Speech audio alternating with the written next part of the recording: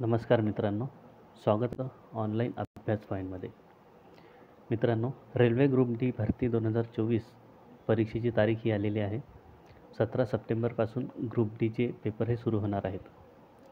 आणि ग्रुप डीमध्ये general science हे 25 मार्काचं स्पेशल विचारलं जातं. त्यामुळे जनरल सायन्स हा टॉपिक अतिशय महत्त्वाचा आहे. त्यामुळे जनरल सायन्सची सिरीज सुरू केली आहे. आजचा प्रॅक्टिस सेट हा दुसरा आहे. परीक्षेपर्यंत जनरल सायन्सवरती असेच व्हिडिओ येत राहतील. 25 प्रश्न आपण प्रत्येक व्हिडिओमध्ये पाहू, जे की कमीत कमी वेळेत आपण कव्हर करण्याचा प्रयत्न करू. त्यामुळे आता चॅनलला सबस्क्राईब करून ठेवा.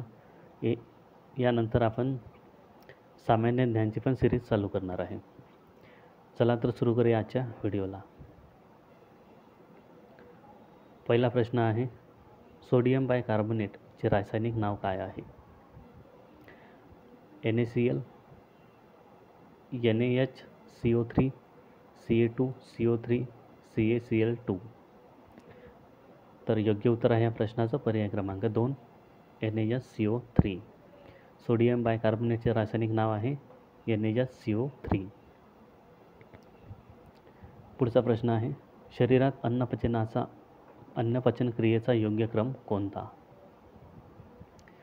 तर या प्रश्नाचं योग्य उत्तर आहे पर्याय क्रमांक 1, अंतर्ग्रहण, पचन, शोषण आणि सात्मीकरण हा आहे अन्नपचन क्रियेचा योग्य क्रम.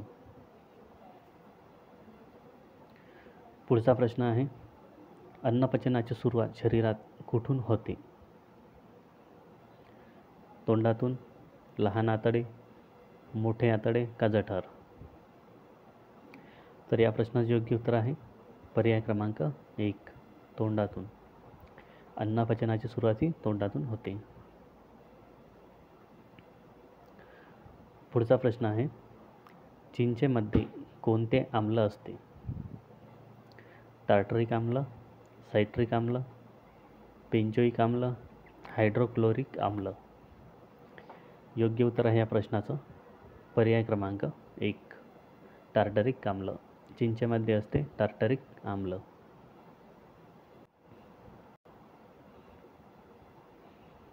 पुढचा प्रश्न, फॉरेनहाइट स्केलवर पाण्याचा उत्कलनांक किती आहे? 212 degree Fahrenheit, 100 degree Fahrenheit, 273 degree Fahrenheit का 373 डिग्री फॉरेनहाइट? योग्य उत्तर आहे या प्रश्नाचं पर्याय क्रमांक 1,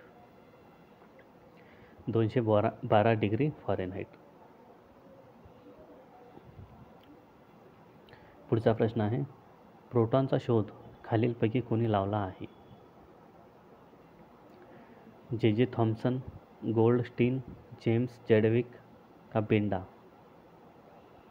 योग्य उत्तर आहे पर्याय क्रमांक 2, गोल्डस्टीन. प्रोटॉनचा शोध लावला आहे गोल्डस्टीनने. पुढचा प्रश्न आहे, पाण्याचे सर्वात शुद्ध रूप कोणते आहे? नळाचे पाणी, विहिरीचे पाणी, पावसाचे पाणी, समुद्राचे पाणी? योग्य उत्तर आहे पर्याय क्रमांक 3, पावसाचे पाणी. पाण्याचे सर्वात शुद्ध रूप आहे पावसाचे पाणी. पुढचा प्रश्न आहे, रेटिनॉल म्हणून कोणत्या विटॅमिनला ओळखले जाते? असा प्रश्न आहे. Vitamin D, vitamin C, vitamin B, vitamin A? तर रेटिनॉल म्हणून ओळखले जाते विटॅमिन एला. पर्याय क्रमांक 4.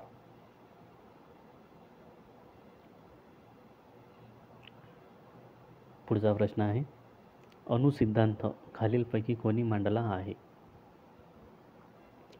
John Dalton, Rutherford, madam Curie, Hargobind Khorana? तर अणुसिद्धांत मांडला आहे जॉन डाल्टन.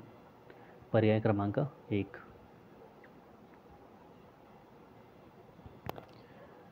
पुढचा प्रश्न आहे, हायड्रोजन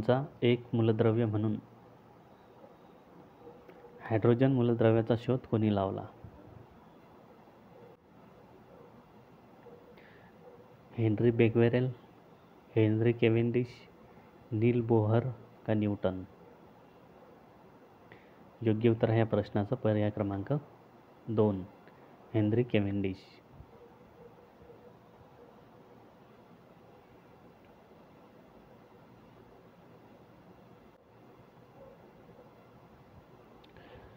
पुढचा प्रश्न आहे, द्रवाची सापेक्ष घनता कशाने मोजली जाते? हायग्रोमीटर, फोटोमीटर, हायड्रोमीटर, रेन गेज? योग्य उत्तर आहे पर्याय क्रमांक 3, हायड्रोमीटर. द्रवाची सापेक्ष घनता मोजली जाते हायड्रोमीटरने. पुढचा प्रश्न आहे, दुधाची शुद्धता कोणत्या यंत्राने मोजली जाते?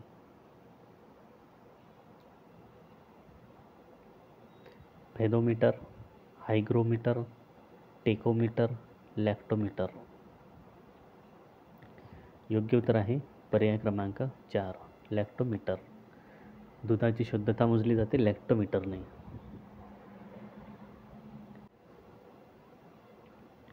पुढचा प्रश्न आहे, वातावरणातील आर्द्रता कोणत्या उपकरणाने मोजली जाते? हायग्रोमीटर, हायड्रोमीटर, बॅरोमीटर, अल्टीमीटर? योग्य उत्तर आहे पर्याय क्रमांक 1, हायग्रोमीटर. पुढचा प्रश्न आहे, ध्वनीची तीव्रता कशात मोजली जाते? तरंग, डेसिबल, आवृत्ती, श्रव्य तरंग? योग्य उत्तर आहे पर्याय क्रमांक 2, डेसिबल. पुढचा प्रश्न आहे, हृदयगती मोजण्यासाठी कोणत्या यंत्राचा वापर केला जातो? गेरोस्कोप, ट्रोबोस्कोप, टेथोस्कोप, ओडोमीटर? योग्य उत्तर आहे पर्याय क्रमांक 3, स्टेथोस्कोप. हृदयगती मोजण्यासाठी टेथोस्कोप या यंत्राचा वापर केला जातो. पुढचा प्रश्न आहे, पित्तरसाची निर्मिती शरीरात कुठे होते? रक्तात, गॉलब्लॅडर, अग्नाशय, यकृत? योग्य उत्तर आहे पर्याय क्रमांक 4, यकृत. पित्तरसाची निर्मिती शरीरात यकृतात होते.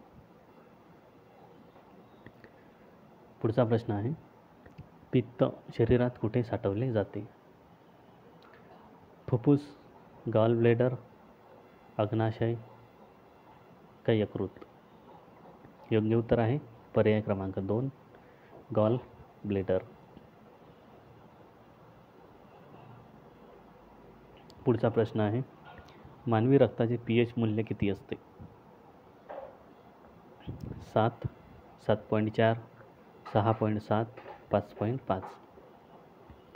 योग्य उत्तर आहे या प्रश्नाचं पर्याय क्रमांक 2, 7.4.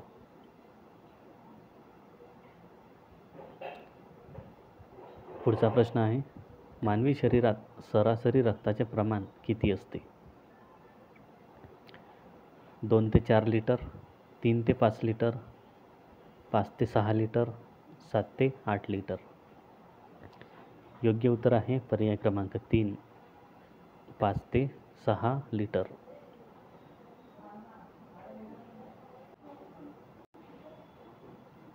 पुढचा प्रश्न, दूध आंबट होण्याचे कारण काय आहे? प्रोटोजोआ, विषाणू, कवक, जीवाणू? योग्य उत्तर आहे पर्याय क्रमांक 4, जीवाणू. दूध आंबट होण्याचे कारण आहे जीवाणू.